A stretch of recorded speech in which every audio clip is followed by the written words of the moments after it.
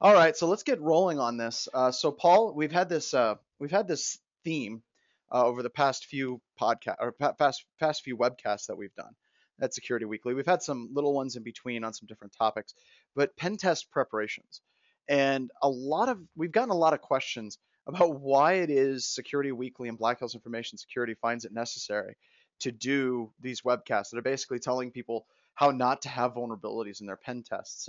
And I thought you had a pretty interesting take on that. So if we're pen testers, we don't want to document the low hanging fruit, right? We don't want to document the things that a standard vulnerability assessment scanner will pull up. We want to actually get to the interesting things. And I think that there's a lot of companies that kind of miss that boat. They're trying to be elite, they're trying to be uber hacksaws and trying to cover up what it is exactly it is that they're doing. And I think that there's a lot of smoke and mirrors in the industry. I don't know if you've been following Paul the past couple of days on the GPON mailing list, like the world's worst pen testing report. We talked about it on the show. I think wasn't it last week, Thursday? Uh, Hmm. we talked about it, and unfortunately, that's kind of the norm in the industry. So we've found over the past for 4 years or so that the more prepared a customer is, the better the overall pen test is going to be. And this section is all about mobile app testing. So, and it's brought to you, of course, by Black Hills Information Security Consulting at Black Hills InfoSec. This is what we do. And if you have any questions, shoot us an email. It's also brought to you by SANS 504, the class that I'm now co-author of with Ed Skodas. We have the upcoming events in July, August, and September. John, I'll do you be have do you have oh, go ahead. slides? Do you have Oh, slides? it probably helps if I click the little thing that says show my screen. Show your screen. Show my Yes. screen. There we go. So yes, it's brought to you by Black Hills Information Security. There's our email address, consulting at Black Hills InfoSec. We know how to make the show screen button work, but only with assistance from Paul. And upcoming 504 events. 504 is Hacker Techniques, Exploits, and Incident Handling. I will be teaching the one in September in Prague. So if there's anybody on this webcast that's like, hey, dude, I would absolutely love to go to Prague and take 504, that would be awesome. Very, very good if you guys would be interested with that. Also, somebody brought up, car hacking. Brian brought up, he said you could use the Tractix cable and open source, but you can kill your engine with self-tune. So I think that I think that that kind of goes in that realm of don't mess with it unless you're willing to blow the money on making your car no longer worky. It's a lot more expensive than a wireless router. It is if you brick it. How many bricked wireless routers do you have at your house anyway? A few. A Not few. as many as you think, though. You cleared a lot of them out. I think Shannon made you throw them away. I Um, did. all, Yeah. Go ahead. and okay, and then this slide was a bit strange, guys. I just asked Paul about that. Paul's like, oh yeah, Tenable will do scanning for mobile device security assessments. I'm like, what the hell? And he explained to me, and it's actually pretty cool. So, Paul, what does our sponsor of Tenable do for mobile kind of security assessments? Well, sure. I think it was sometime last year or maybe late in the year before that the Nessus vulnerability scanner got some of the first functionality for scanning mobile devices. And you're like, well, how does Nessus do that? It turns out there's, speaking of performance tuning and hacking, right? There's this like little known treasure trove of information on mobile devices. So one of the things that we support, in addition to Apple Profile Manager, good MDM, and a bunch of other mobile device management platforms that we support. We actually also support natively the Active Directory and Exchange mobile device database. And you're like, well, what is that? So it turns out if you enable Active Sync in your Exchange server, and then you have people's mobile devices, and these can be tablets or smartphones or whatever, and they say, connect to the Exchange server. It actually uses ActiveSync to connect up to the Exchange server. In that process, which as a byproduct lets you get your email, right? Another byproduct of that is inside of Active Directory now, there's information about mobile devices that are being used to access email. And the information you can get from them is the operating system type, the operating system version, the serial number, and some other information about the phone as well. And sometimes you can also tie that back to the user. And when you run a mobile device scan, you give Nessus your Active Directory credentials, logs into Active Directory, and brings that back and performs the scan. I'm using air quotes there, scan. Um, Nessus has tons of plugins now that will tell you which phones are vulnerable. So you can get full reports on, hey, someone used an Android phone that wasn't up to date on patches to access email in your environment. So you don't need a mobile device manager necessarily to get that level of information, and that's built into all the Tenable products such as Nessus, Nessus Enterprise, Security Center. All that capability is all built in, which is kind Cool. of cool. And that's nice because you're not actively scanning devices that you possibly don't own. You're just passively collecting that information and reporting on the vulnerabilities based on like the fingerprint of the application that's using to grab your email. That's So that's correct. that's cool. So you don't have to worry about freaking people out. You're violating my privacy by scanning my phone. That's right. So very cool. All right, so back to the idea of pen test preparations. So you have a mobile app pen test coming up. Well, congratulations, and it's time to be afraid. Very, very afraid. Paul, we've talked about it on the show quite a bit, and Larry does a lot in this realm. And he says that anytime that he looks at an app, anytime we look at an app, it's almost like we're back to 1990.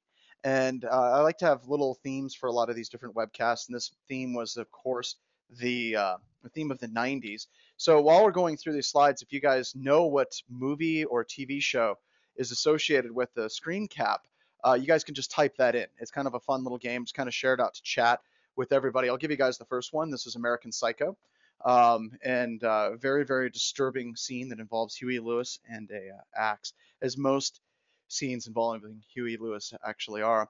But if you have a mobile app pen test, it's really freaky because the actual development itself is scary. If you look at web application development in ASP.NET, in PHP, a lot of times there's frameworks, there's these IDEs that exist for people to do their development in, right? And there's these wonderful little railings and guideposts to keep the developer on track to actually make sure that they don't completely screw up. And that's nice and that's neat and that's wonderful for web apps. Then you get to mobile apps, and a lot of mobile apps, it's kind of like the wild wild west. There's not a lot of standards, there's not a lot of input sanitization or validation of the data that goes in. You don't have a lot of really cool widgets in your IDE to help make sure that you don't make mistakes, right? So if you're scared, you probably should be, but there are some simple things you can do to help. And the goal of this pen test preparations, and the goal of all of our pen test preparations, is really, these are designed for our customers to basically say, hey, you're going to do a test with us, these are some things that will help. And this is applicable to anybody in the field. If you have a pen test coming up, try and get the report down to where it's something manageable, and also get the most value out of your pen test as well.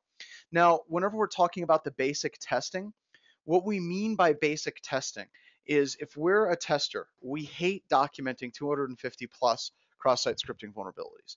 And yes, cross-site scripting does in fact exist in mobile applications. In fact, if you look at Android, we've seen a number of instances where cross-site scripting can be leveraged to actually download and install malware from a third-party resource. That's not cool, but we don't want to document that.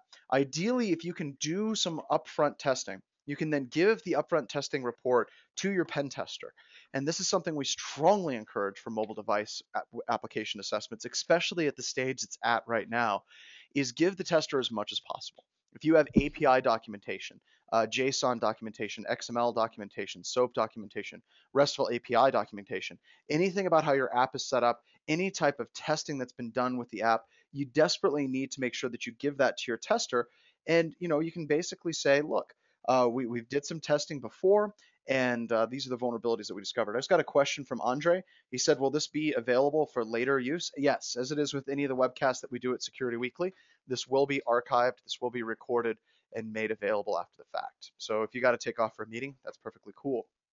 Just when we meet, come on into the living room and I'll let you listen to this really great Huey Lewis song that I like. All right, so the goal is to get the app as clean as you possibly can before you actually do the test itself. So what do we need for the setup?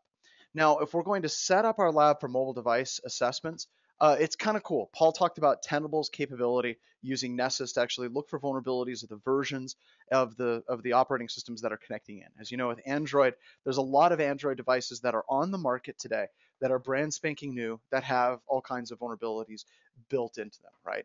So it's tough to be able to find all the vulnerabilities that exist, because that's one of the few instances of any tool that'll actually check for mobile vulnerabilities that I've heard of in an automated fashion. But if you're looking at a custom app, odds are Nessus and a lot of the scanners aren't really going to just scan and tell you what's wrong with the application itself. So if we want to get started doing web application assessments for mobile, MobiSec is probably the greatest project that you can look at. Now, MobiSec is, of course, from Kevin Johnson and his team, and it's solely focused on doing nothing but mobile security assessments. And Paul, correct me if I'm wrong, but isn't Kevin doing a MobiSec class at Black Hat this year? I think so, yes. Yeah, if somebody could confirm that for us as well, that would be really, really cool. But yeah, we got MobiSec as a great distribution with all kinds of tools for doing analysis from mobile applications itself. It's a DARPA funded project. It's very, very slick, so be sure to check it out. Now, the OWASP mobile security project is like most things from OWASP. It's just amazing. It's a tremendous group of people in the OWASP community, and it's really not just hierarchy or anything like that. It's really a whole bunch of people contributing everything they can to like web application security, but they have an entire project dedicated to nothing but mobile security assessments. And they have a whole huge list of checklists of different things to look at for things like session validation. They have a whole bunch of best practices for developing mobile web applications. And then they even have a number of different frameworks that you can download, and they're sample apps that you can download and run, and then you can do testing. It's kind of like the old WebGoat from OWASP, except now it's specifically for doing OWASP mobile security assessments and mobile security testing. So very, very cool project. Make sure that you not only just take from it, but also give.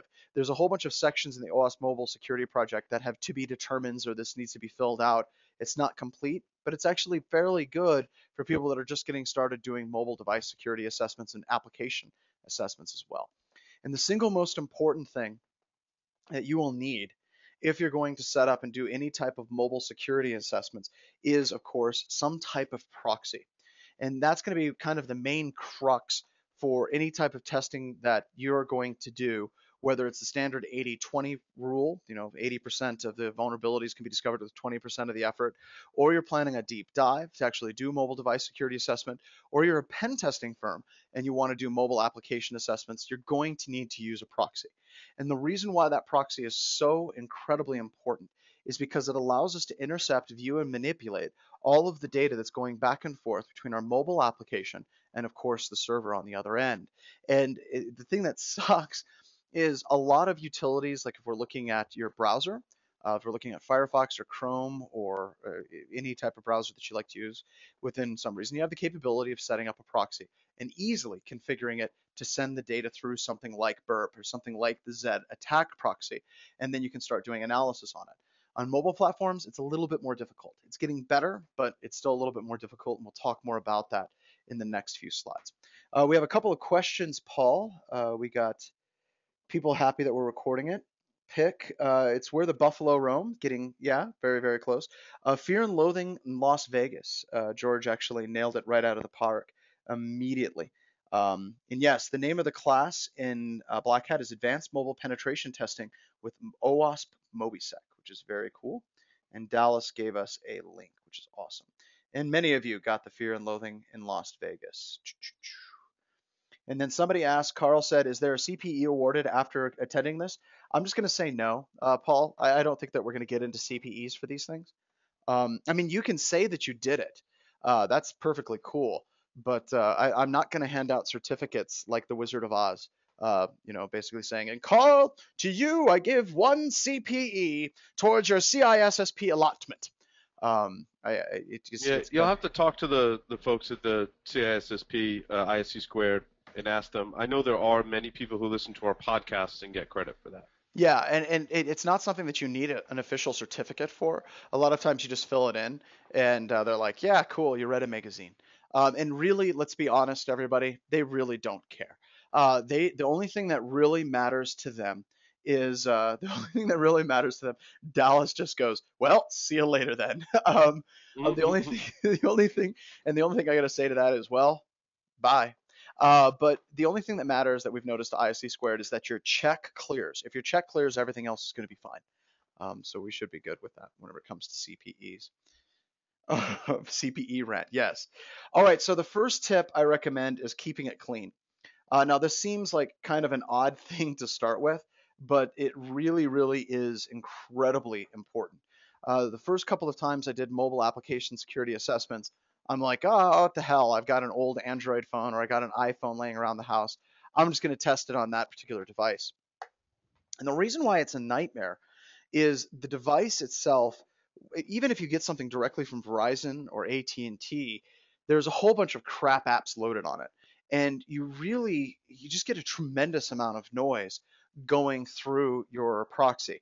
So for example, let's say that you have a Samsung Galaxy Nexus. I have a Samsung Galaxy Nexus.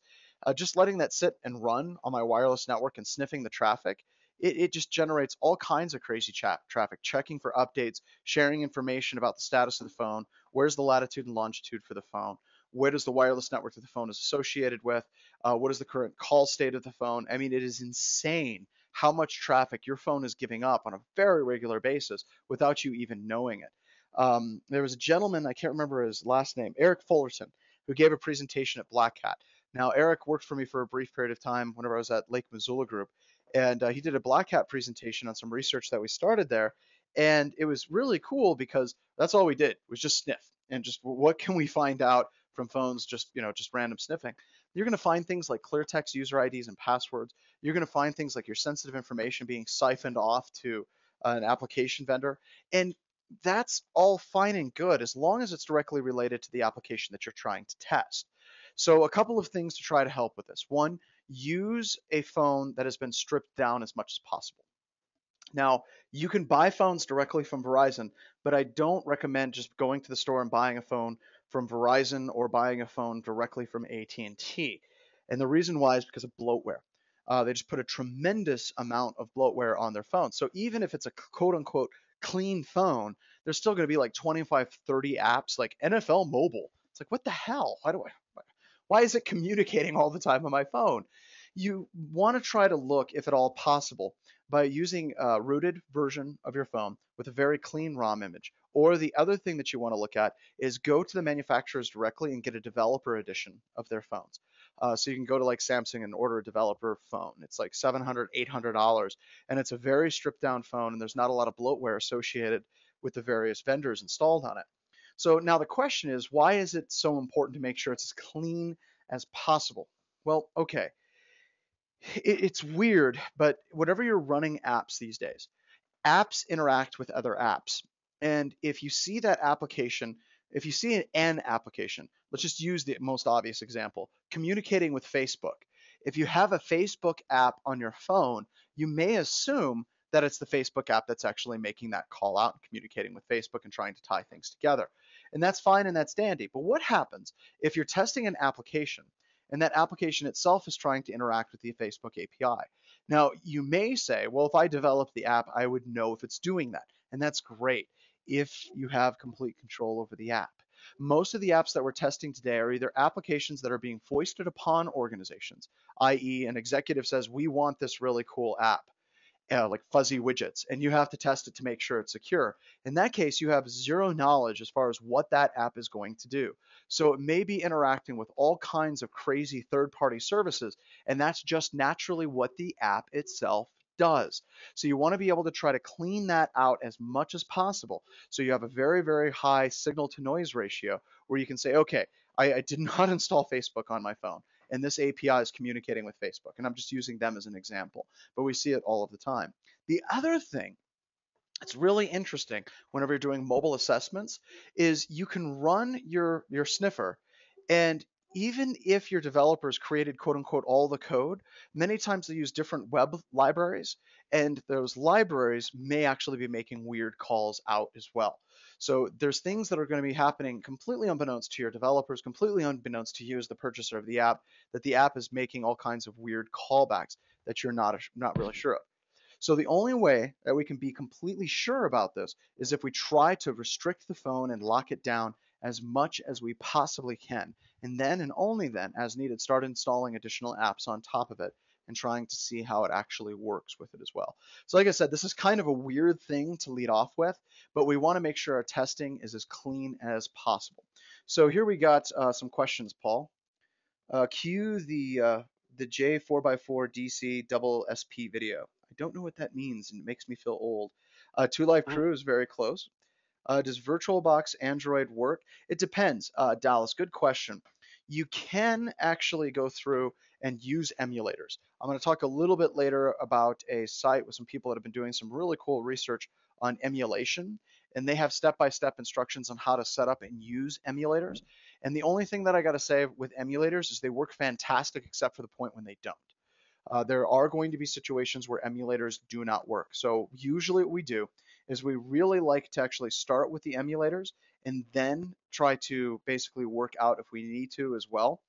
And also, a great thing that was just brought up by Tobias, he said you can use DroidWall. It can be installed on a rooted phone to firewall traffic in and out. I'd be a little bit hesitant about using a full firewall. If you know what you're doing, you can actually section that traffic off. That's great.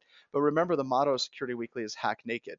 And when we're looking at firewalls, we do want that traffic to pass through, actually, because we do want to see it if it is actually related to our application itself as well. Public enemy, very, very good. Very, very good.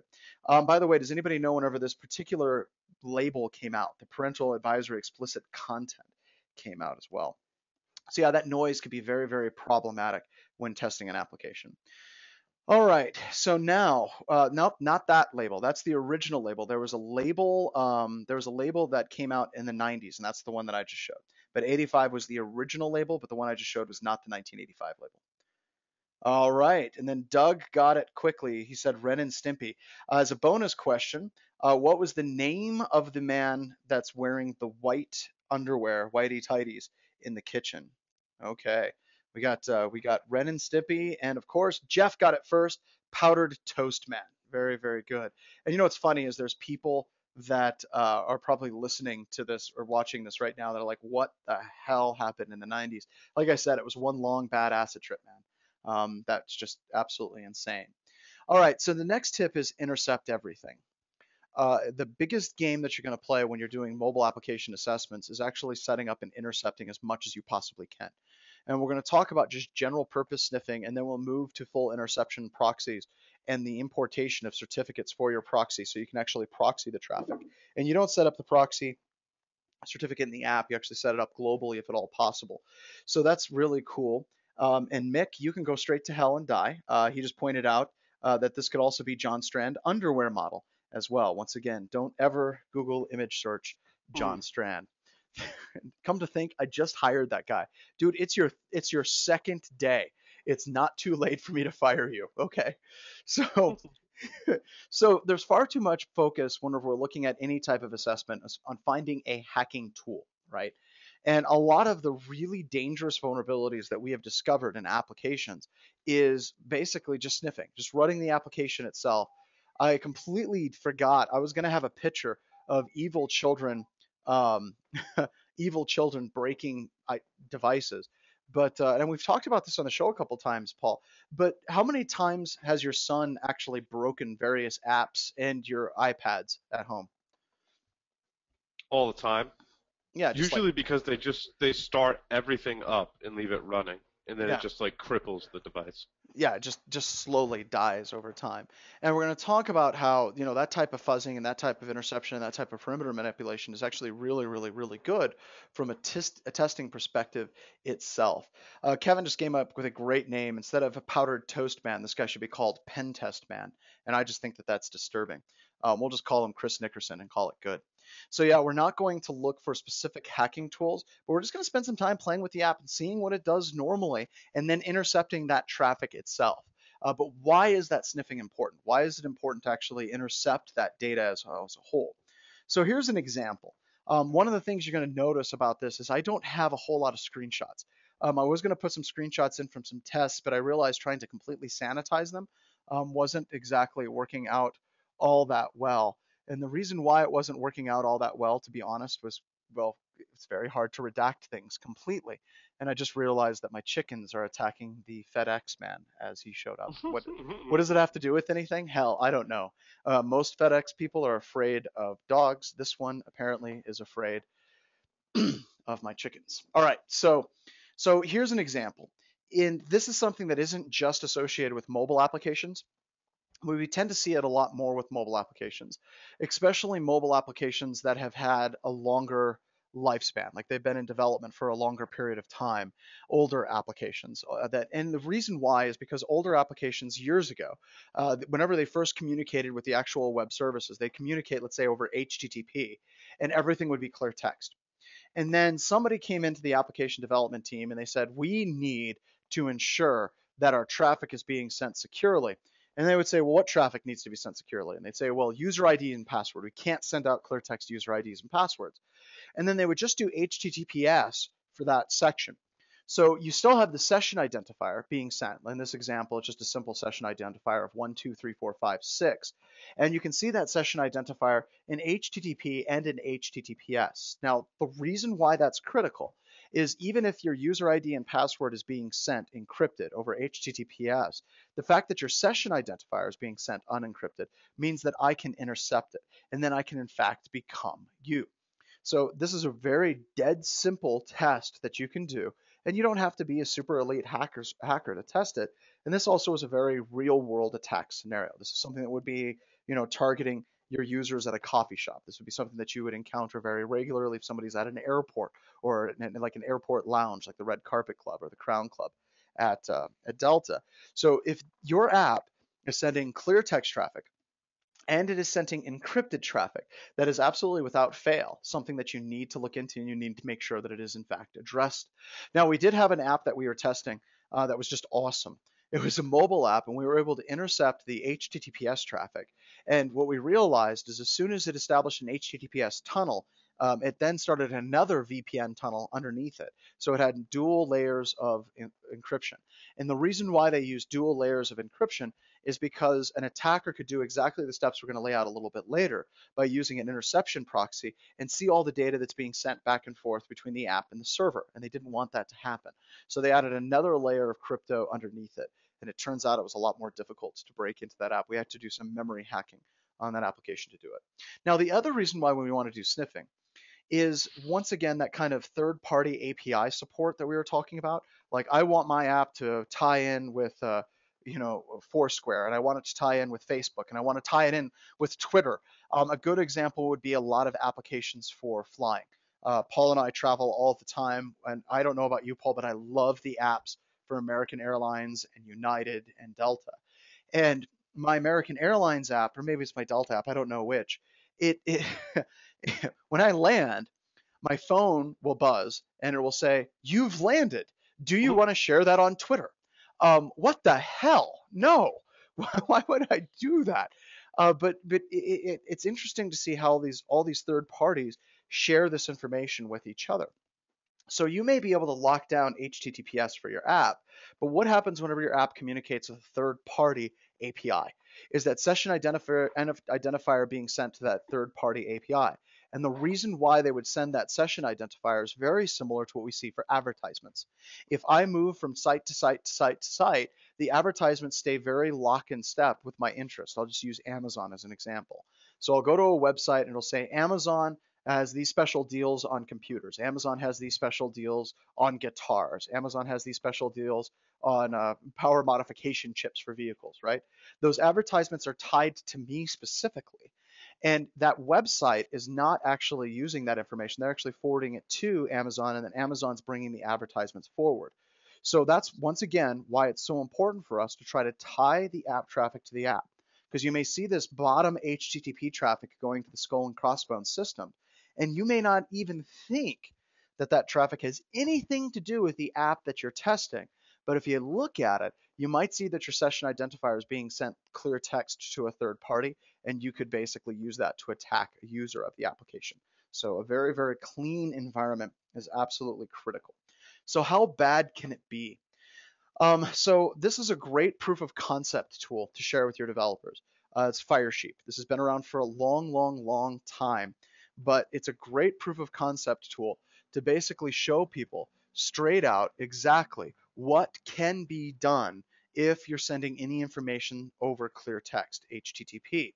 Now, with Firesheep, it basically looks for those split sessions where you have sensitive and insensitive data or non-sensitive data being sent, encrypted and non-encrypted, and then you can jump into somebody else's Facebook account, Twitter, and Flickr. Now they've fixed a lot of those, of course they have, and Firesheep doesn't exactly have plugins for your custom application, but it at least serves as a proof of concept. You can show your developers, look, there's been tools that have been written to take advantage of this situation.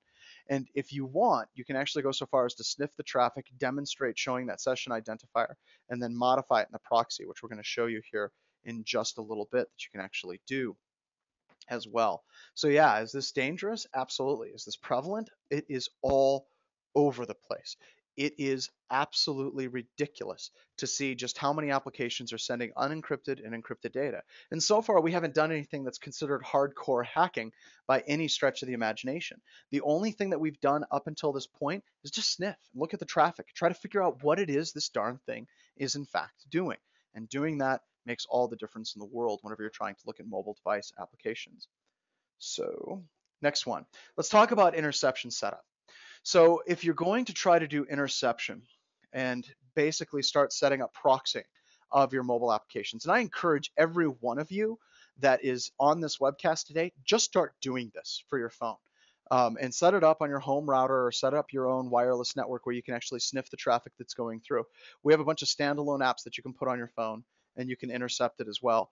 But this is something everyone should do. And this kind of goes back to James Lyon's quote, hack all the things all the time. And I love this because just simply doing this, you're going to learn a lot about what application data looks like before you ever get to the point where you're doing a mobile device assessment. And it's cool. But once again, it's like we're back to the early 2000s with DSniff suite, right? We can intercept and sniff traffic. Wow, ARP spoof, that's really cool. So first, you're going to need to configure your device to accept a certificate from your burp/zap proxy. You can export your burp certificate. There's actually a URL that you can go to on the device itself. It's like burp/certificate or something like that. And the instructions are down below. And it'll actually give you the certificate. And then you can import the certificate. On some devices, this is really easy to do. On many iDevices, it's very simple to do. On many Android devices, well, we'll get to that here in just a couple of seconds. But yeah, if you can get the browser to accept the certificate, many times your device will now have that certificate accepted as a global certificate. In other situations, you're going to have to go through and specifically identify that as a certificate for the device itself. It all depends on how the app is actually going to look at the certificates for authorization.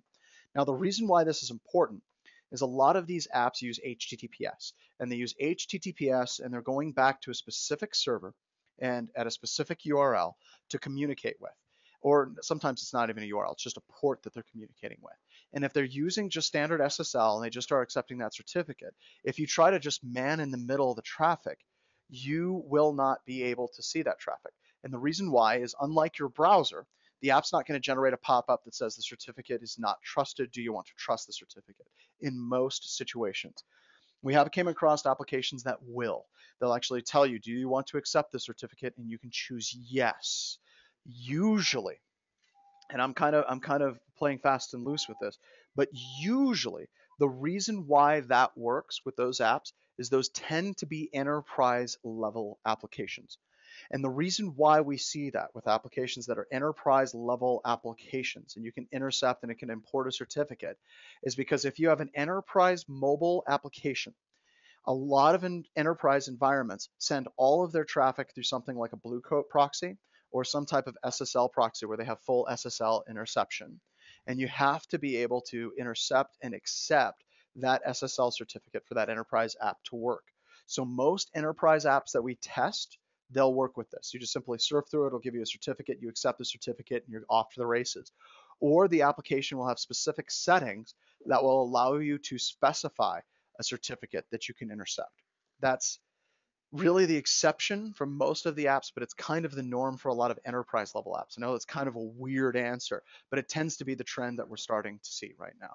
Now, there's a great write-up. Portswigger went through and did a full step-by-step instructions on how to use proxy options installing CA certs for all major browsers and different mobile device platforms. And some of them are just really, really simple to deal with, and others just are ridiculously difficult to deal with. So here's what he said about Android, and Android's right below iOS on the website. It says Android, installing a new trusted CA certificate on Android is not trivial and requires running some scripts on a rooted phone. Various instructions and scripts can be found via Google. If you'd like to do this, try searching for import burp CAA into Android and then your device. So yeah, Portswigger in his frequently asked questions flat out told everybody just to Google your issue and how to import your certificate.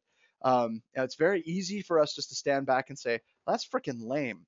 But if there's one thing you know about Portswigger is he tends to be very detail oriented. His instructions tend to be outstanding, and burp is fantastic all the way across the board. So do you think it's maybe that he's lazy, or do you think that maybe it's not lame at all? So up until very recently with Android devices, there was no single unified easy way to install a global CA cert. Now I know I have people on the webcast that say, I have phone X and it's really easy for me to do. And there's other people that are like, I have phone Y and I've tried rooting it, I've tried doing a number of different things and it's just not working. That just tends to be the nature of the way Android is right now. Now, newer Android devices, there are starting to be ways where you can actually import these CA certificates.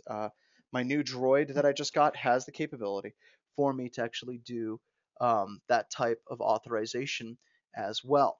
So that is very, very, very cool. However, once again, that is the exception. That is most definitely not the rule anymore at all. So hold on a second. We got a question. Oh, there we go. Got it. All right. So yes, you do need to Google on how to import a CA certificate for your specific device if it doesn't have that capability. Mike just asked a question. He said, doesn't the Dropbox app break if you try to proxy the connection?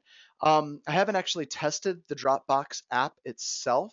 If you're curious about that, Jake Williams has done a number of really cool research papers on Dropbox and Dropbox security issues. And I think he's Malware Jake on Twitter, and you can ask him that question directly. But no, I haven't actually tested the Dropbox app itself. They've never approached me, and I've never tested it. But yeah, there are some applications, like I was talking about the application with the VPN underneath it. If you do the interception of the SSL, you can intercept the SSL, and then you have to deal with the encrypted VPN underneath the traffic. But as I said, most of the time with like enterprise level applications, they tend not to break because it'll actually break your app, and people don't want that because they want enterprises to buy it, right? So I think for the Windows Phone we can use Fiddler, but I'm not sure about the CA phone. And that's from Mike. But really, Mike, who in their right mind would ever use a Windows Phone? So funny, I didn't really spend much time talking about Windows phones at all. All right, so some other really cool tools for establishing man-in-the-middle proxying. These are some tools that I found fairly recently that I just thought that was it was just kind of a fun suite of tools. Is MITM proxy, man-in-the-middle proxy, and this is cool. They've got all kinds of neat research. They got step-by-step instructions on how to install their software on emulators. As I promised you guys earlier, we're talking about that now. That you can actually do that emulation. You can actually install this on your device itself. So I don't know how to exactly to put how this app is, but it's kind of like a mixture of TCP dump and EtherCap. With EtherCap, you have really cool interception capabilities. You have data manipulation capabilities, so you can manipulate data on the fly, which I think is just really, really cool. But you can also do that with man-in-the-middle proxy. Man-in-the-middle proxy has full interactive console. You have all kinds of different filters, and you can inspect, pause, and edit the data on the fly as you choose to do. That's great. Man-in-the-middle dump is just a simple little just dumper for HTTP. It doesn't have all the cool interception and manipulation capability that man-in-the-middle proxy has, but you know what? It's not bad. It's really not bad at all. Now, why would I use these particular proxy programs instead of actually using a full interception proxy? One, I can install this on the device or the emulated device itself. And there's something kind of neat about that. And it's also good to have options, so you aren't actually having to constantly go through and set up and do full interception as well. Also, they have their full libraries available, so it's a nice set of libraries. So, so question was, Willard, just brought up. He said, seriously, do you just want to offend Windows Phone users or what? I just happen to have one. The market is practically non-existent, but it is out there. Head stuck in the moment, head stuck in the sand moment there for just a couple of seconds. And no, I really don't. You're right, Willard. I absolutely apologize. I do not want to offend the 2 or 3 people that have Mhm. Windows phones in this session. But there is hope. The first thing you have to do is admit you have a problem. That's the very first step, and then you move on from there. Um, anything specific for the Wi-Fi pineapple? I don't think that there's anything in the pineapple bar. Paul, I'm going to toss this over to you.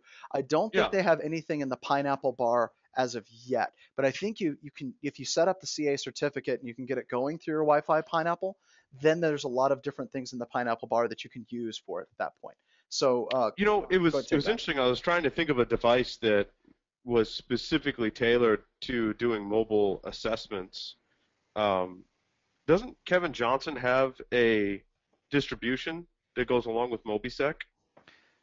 I think he does, but I'm not entirely sure. I'm not Yeah. entirely sure. It would be interesting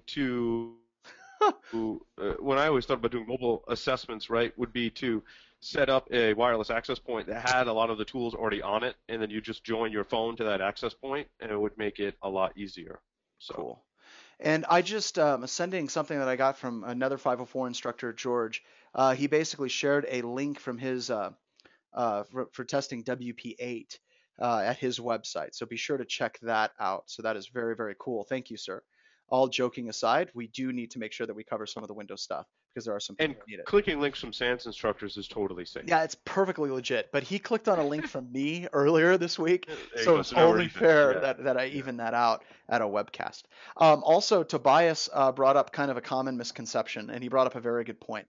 SSL strip is in the bar for Pineapple, but remember, SSL strip only works when you're doing 302 redirects, when you're going from an HTTP session to an HTTPS session.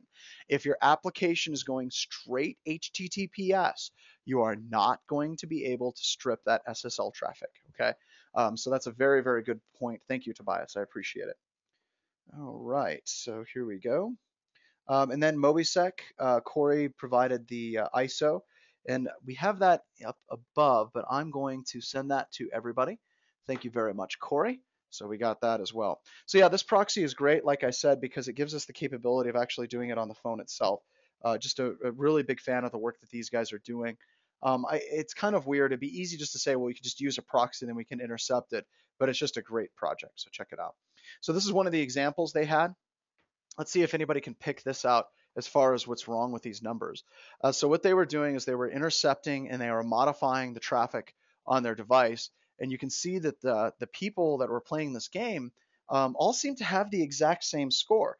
So another question I have for you guys is, can anybody tell me what exactly is the importance of that number? So you notice that we have not the 2,200,000,200, but the 2,147,483,647 number. What is the significance of that number itself? Yeah, so Brian brought up, he goes, the scores in that game are too damn high. Chris got it, Tobias got it, Corey got it, Daniel got it, so you guys all got it, and I'll just basically ask the question a different way. If we have 32 bits, how many possible values are there? And Carl got it too. Very good, guys. Yep. So it turns out that in this particular game, that is the highest score you can get. Now, here's the other question for you guys. If we look at BAP, Sigulex, Weather, and Moso, how they have the 32-bit integer largest possible number value, how come then me has a score of 2,200,000,000? See if anybody can take that one. Brian came up with a very, very good guess, an unsigned overflow. That's interesting. Nope, it's Carl. It's not 2 to the 17th. So what happened here, if you actually go walk through the step-by-step on what he did and what he tried, is he was modifying the scores as it was being sent to his device. And the reason why is his device would accept that score and then would reflect that score back to the server. So you can definitely change your score, but he changed it in a different location. Remember, when we're intercepting and modifying data, we can modify the data as it's being sent to your device. We can intercept it before it gets to the device, and we can intercept it as it's leaving. So it turns out that he could intercept his score and make it look like his score was higher, when in fact the highest score you could possibly get was the 32-bit value score. So very good job, guys. So that just kind of shows you some cool things that you can do. All right, so how exactly does this work? Well, whenever you're working with burp or you're working with a Z attack proxy, you're going to have the ability to pull a certificate off of that particular application.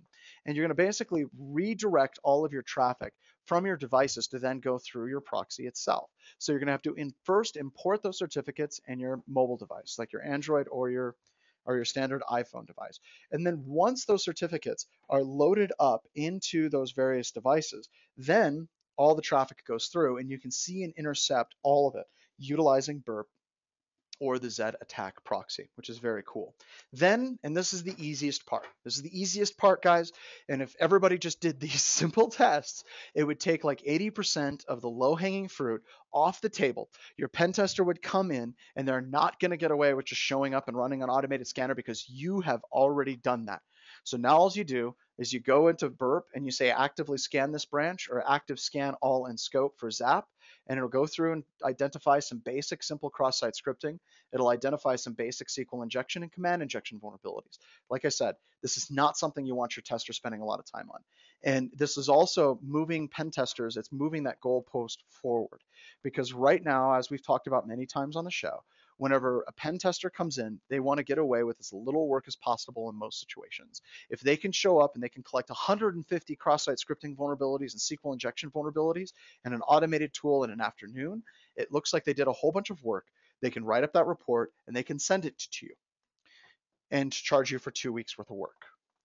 That ends if the tester shows up and you say, I have already done automated testing. These are the automated findings that we know about. Do not report on these automated findings.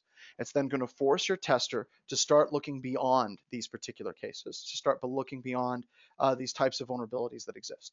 Now, there are some situations like automated scanning does not work. Like Spring Webflow would be an example. Let me give you an example of how that works. If you look at a lot of apps online and mobile apps, you really don't see the entire application. Like you can't see every single URL floating around that application very easily. They're just not all accessible. And the reason why is a lot of the apps are guided.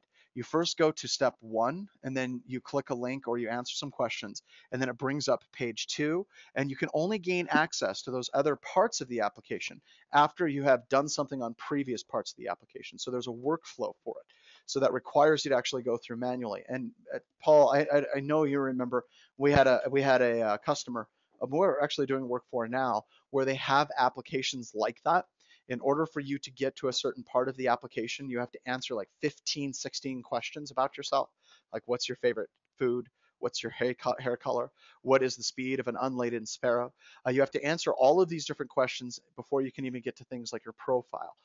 Those suck to test, just to be honest.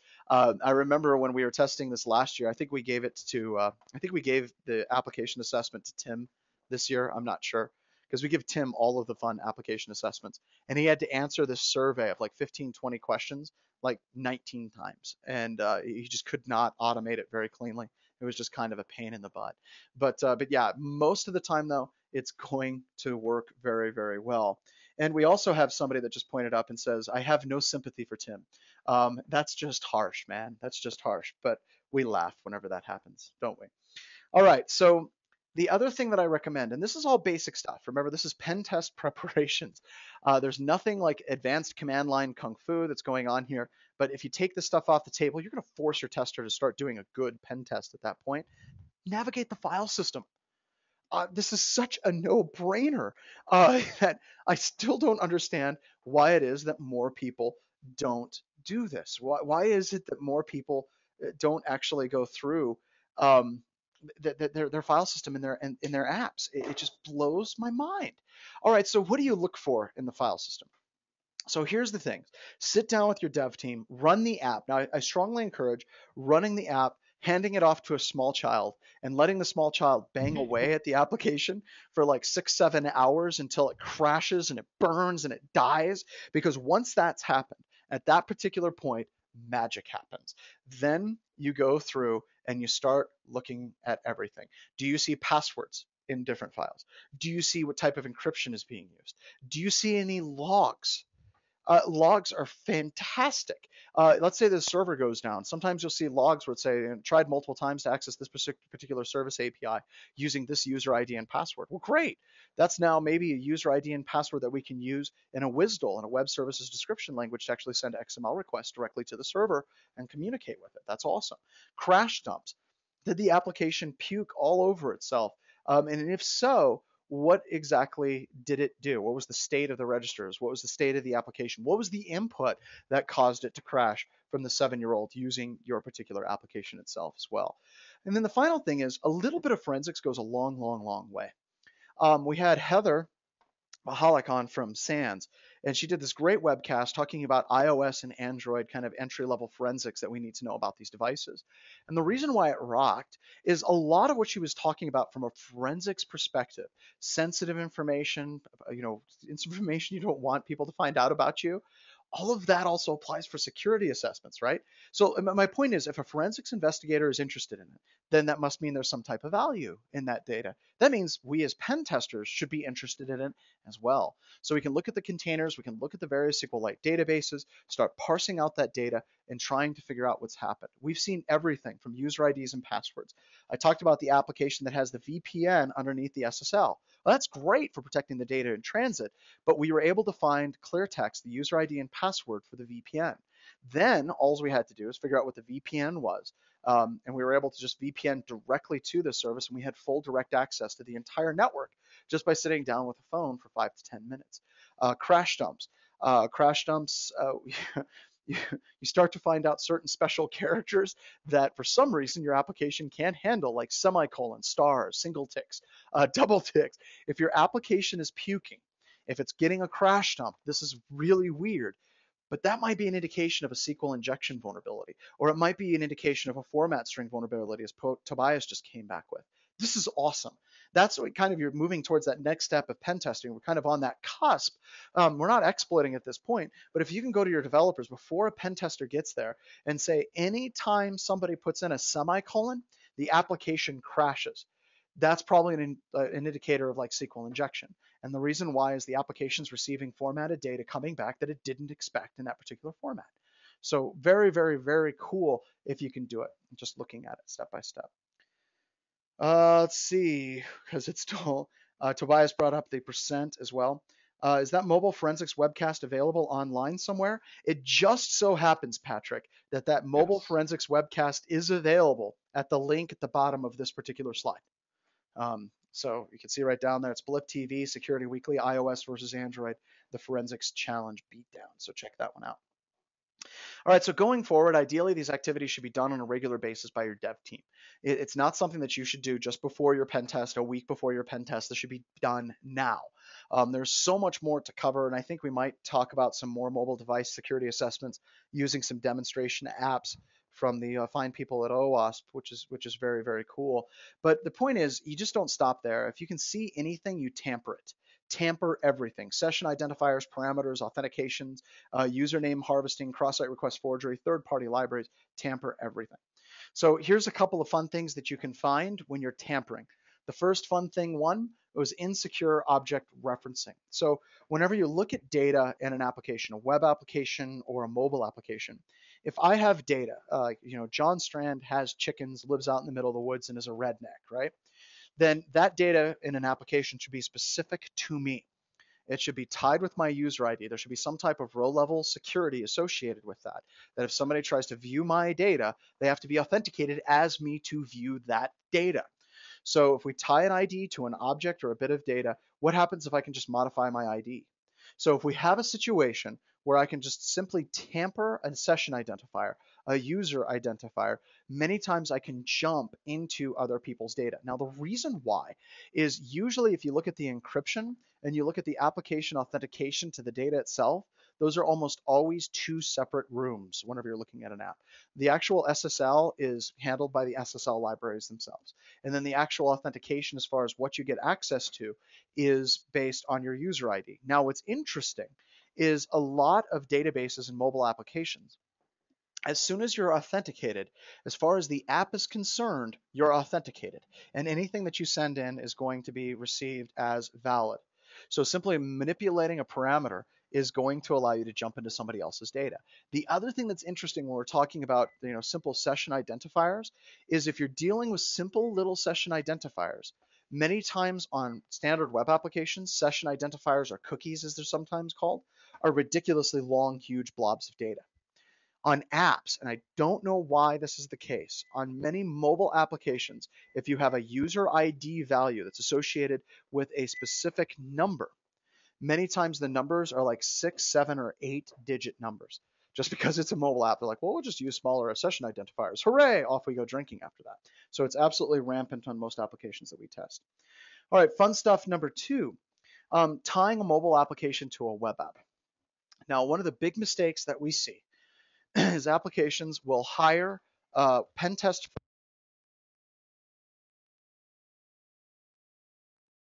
John, you still there? itself. Now, the reason why that's a problem and the reason why you shouldn't do that is because those two are very much intertwined with each other, right? It's dual use. So let me give you an example. So if you look at web servers, we have lots of technologies like web application firewalls that will do all kinds of checks for cross-site scripting, SQL injection, command injection vulnerabilities. They'll check for parameter manipulation. They'll check for all of this stuff, and they'll all check it before it even gets put into the web app itself, because we've been testing web applications for years. But many times with mobile apps, especially on the back end, the input filtering is extremely, extremely poor. So that means it's oftentimes very possible for us to launch like a cross-site scripting attack, a stored cross-site scripting attack, and you put the input into a mobile app and then have it viewed and triggered on the web application side. And what's also further weird about this is if you're just doing standard burp scanning or Z-attack proxy scanning, you won't see the cross-site scripting because for whatever reason, the cross-site scripting attack doesn't manifest itself in the web app side, but it does on the server. So we have to go back and forth. We need to make sure that when we're looking at the data itself, it's dual use. We have two doors to get into that data. We have the mobile app itself, and then of course we have the web application. And testing needs to be done in tandem between those two different things, because a lot of times the input will be put in one location and it won't actually render itself as malicious until it shows up in the other itself as well. All right, so that is the end. How are we doing on time, Paul? We're just about out of time. Sweet, we made it perfect. So I'd like to stick around for a couple seconds for questions. If anybody has any questions, comments, issues, concerns, please type them in here. But hopefully this helps get you guys kind of going in the right direction when we're looking at how do we want to get started looking at a mobile device assessment itself. John, my only comment was I like to see more people doing this, similar to analyzing the security of embedded systems. I think this is kind of a thing that not a lot of people are using in masses in terms of looking at mobile apps. So I want to see more of it. If you want to come on the show and do a tech segment on it, absolutely. That'd be cool. Also, we have a couple of different questions. Somebody said all of this data is irrelevant because Gregory Evans went to my high school. I've got no response for that because that's just about the most awesome thing I've ever heard. Do you have any suggestions for testing iOS apps without Xcode? All of the things that we talked about, Russell, for interception proxies and sending it through burp, apply for Android as well as iOS themselves. We are going to have a webcast that's going to be dealing with source code analysis, and that'll be coming up, I think, next month. We're going to do some source code, doing source code analysis on the cheap. Right now, BHIS is looking for a source code analysis tool. The one that we've been using, I'm not happy with. And we're going to share some of our tips and tricks on doing it for free using open source tools. And hooray for regular expressions in Python. We'll be having that come up next month. But we've written a number of custom frameworks like Django check down. Is one of the frameworks for Django source code analysis that we've written over the past couple of years. But we'll be talking about some of the things that we do there. So let's go through some of these. Do you feel that iOS apps are harder than Android? Actually, no. That's a really interesting question.